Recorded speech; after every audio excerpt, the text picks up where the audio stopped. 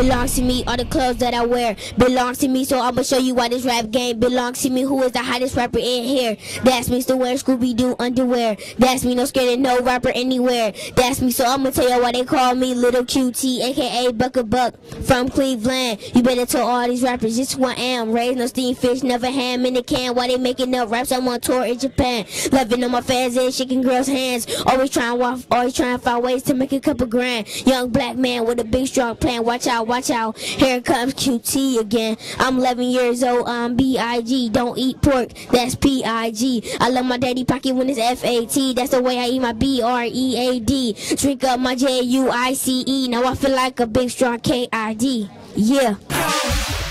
We're in Atlanta, Georgia, and we're at the SAE. They got 40 locations worldwide. We're at the newest location, School of Audio Engineering. You feel me? And anybody who's anybody comes here. I mean, if you're trying to learn new technology and ways to get ahead in the game, this is where you come. I mean, you can't start from the top. You got to start from the ground up. And this is where you come right here at SAE, School of Audio Engineering. Believe it. Because, you know, Ludacris was in here. Beyonce recorded in here. The dudes. What's that dude's name? I forget his name, but he engineers here all the time. Yeah. So this is where it's at. SAE, the newest, hottest location, Atlanta. You need to get on it. Well, hey, wasn't we just here at the Remix Hotel? We did some filming here for the Beat Source, Korg, Moog, Roland. I even got one with Mike. Live at the Remix Hotel, right? We are in Atlanta. And I am sitting right here, the mastermind himself, Mike with Roland. This is the same man that you seen on the MV-8800 DVD training video. Like, this is the actual man. This is very big right now for you guys to be actually sitting in and seeing why the MV-88 makes everything else so obsolete. Well, I mean, I don't want to say like it makes everything else obsolete, because everybody's going to kind of like use what they've been using for years, you know, and if that's what you like and it works for you, then hey man, by all means use it. You know, I don't ever tell anybody, oh, you got to not use that, you know. I mean, I have gear from all kinds of people, you know, from different companies and stuff like that, and you know, and everybody does something that's unique, you know, and that's why we kind of like those things, you know. I mean, I've worked for Roland for a couple of years now, but of course I have gear from everybody, and I like all my gear because, again, everything does something that the other doesn't do. Now that's what makes the, you know, the competition so cool, and that's why we have different instruments, because everybody does something different, you know. So it's not about saying like, oh, this is better than that or whatever. This just does things differently, and you know, and when I show stuff like on the MV, it's kind of like, especially for a lot of cats that are like MPC cats, you know, and they've been using it for years, you know, and the MPC, you know, with all respect, you know, it's been around for a long time, you know, 15 years plus. Right. And you know, it's like the pinnacle of hip hop, and you know, nobody can ever take that away from it, you know. But again, it's a machine that's only done one specific thing for a long time. So when we were coming up with the concepts for, you know, with the MV and everything, you know, we were kind of just listening to what everybody wanted to do and wished the MPC could do, and wished that this other box could do, and they wished this other machine could do. So we try to take a lot of those ideas and everything of what people would like to see from even some of our older samplers, and put it into a box that had the percussive pads for, you know, for playing and controlling, and then just adding a lot of really cool features like automatic time stretching, you know, BPM syncing, you know, the auto chop mode, you know, so automatically just dropping in a loop and then instantaneous bam, you know, now you got it sliced up into like 16 or 32 parts or 8 parts, however you want. And that's what makes the MV really cool, because it's very flexible in how you want it to work. You know, it can take that instrument, chop it up, drop it on an instrument section for you, and bam, now you've got it as an instrument that you can play, you know, as opposed to just a loop. And it does it literally in a matter of seconds. And it's that instant gratification, I think, that a lot of musicians and a lot of upcoming, you know, music producers and stuff, and even, you know, established music producers that are already in the biz are looking for. A lot of guys don't have the time to sit there, you know, and try to do all this stuff and wasting time. You know, it's like creativity kind of comes and goes sometimes. You know, you get that inspirational bug, and it's like you just want to lay it down right now, and if anything distracts you, bam, you forgot what you were going to do and you kind of lose it. Like, I came like earlier yesterday, and I was sitting through one of your seminars, and I came in on the end of it.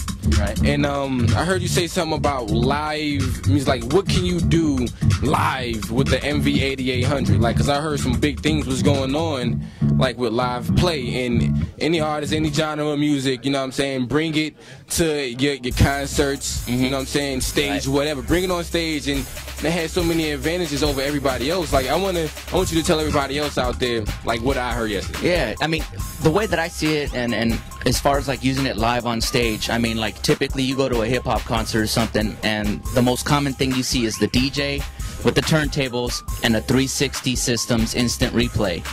And those things are like super expensive. And I mean, I used to work in radio, so I know about using those machines.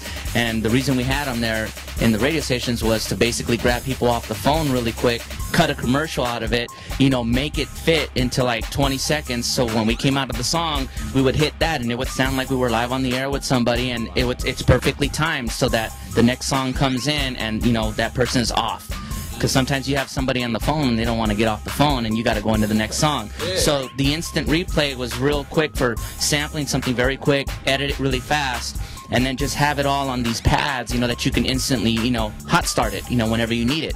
So a lot of guys were using it now, you know, on the hip hop, you know, for hip hop shows and everything, because they could put, you know, the whole song onto a pad. And, you know, with the MV, you could do that. You can have an entire song loaded up on one pad. The memory on the MV can be expanded to 512 megabytes of RAM. Okay. Right? Typically, like, again, the shortcomings of like the MPC was that, like, MPC 2000, the 3000, those only had like 16 megabytes of sample time of RAM. Okay. And you could only expand the MPC 2000 to 32. So you're very limited there with the amount of stuff that you can withhold in the machine, which is why you see, you know, Dre and all these guys that got 4 or 5 of them linked up. Right. Because you talk to some cats, oh man, I don't know about the MV, man, you know, because Dre, he got like 6 MPCs. Well, yeah, man, because each MPC can only hold 16 megabytes of RAM. So you got to have, you know, 6 or 7 machines in order to do the type of tracks that you want to do with a lot of instrumentation, a lot of samples. And again, that's where the MV really comes in, is giving you the flexibility and the power. Out of the box, it comes with 128 megs of RAM. MPC 2500 don't even come with that, and that's their newest one that they got. Yeah, exactly. I heard that in the seminar. It's like, why would you want to buy, you know, somebody else's that maxes out, you know, at a certain, which you guys are standing. And I mean, it's like, again, you know, if that's what you like and you like the MPC way, by all means, go for it, man. I mean, it's a cool machine. It's simple. It's straightforward. It does what it does. Yeah, nothing against the... I don't have nothing against it. I mean, I've used them and everything, you know, from back in the day, so I know them very well. You know, but again, for the type of stuff I'm doing, it's great to get in the MPC because it's fun. It's very, it's got that instant gratification. Instantaneously, but real fast, man, you find yourself hitting a brick wall. Like, bam, that's it. This is as far as you're gonna go with your track, and that's it. And that's where it's like it gets frustrating, because that's where you got to have all this other external gear and doing all this stuff and sending it out to Pro Tools or whatever it is you're doing. You know, so on here it's like you could have full songs loaded up on the pads, fire those off. The MV has a specific mode called the pattern play mode. You can drop songs and patterns and everything onto the pads and fire that off and just hit the pad once, and it's going to play the entire thing all the way through. So if you're doing like a concert or a show, you could have all the songs lined up here. If you need to change the order of the show, which happens a lot, hit a different pad. You know, it's all good. Snap. Yes. You know, on top of that, you've also got a 40 gig hard drive on board on the MV. So what's kind of cool too is, like, if you take this and you do a show, all you got to do is pop this into mixdown mode. And if you've got a live sound guy, you can have him feed you a sub bus, run it into here, and you can record a 6-hour show.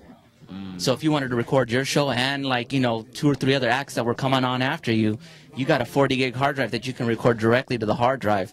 Record that 5 or 6 hour show, take that home, it's got USB on it, hook it up to your computer, Mac or PC, you know, and drag that file over, and now you could, you know, convert it to an MP3, put it on your iPod, podcast it if you want, you know, put it on your MySpace page. I mean, it's just things like that of how you can use the MV and get really creative, you know, for whatever it is you need as an artist.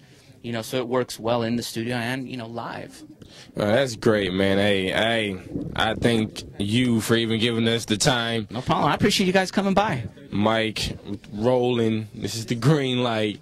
We at Remix Hotel.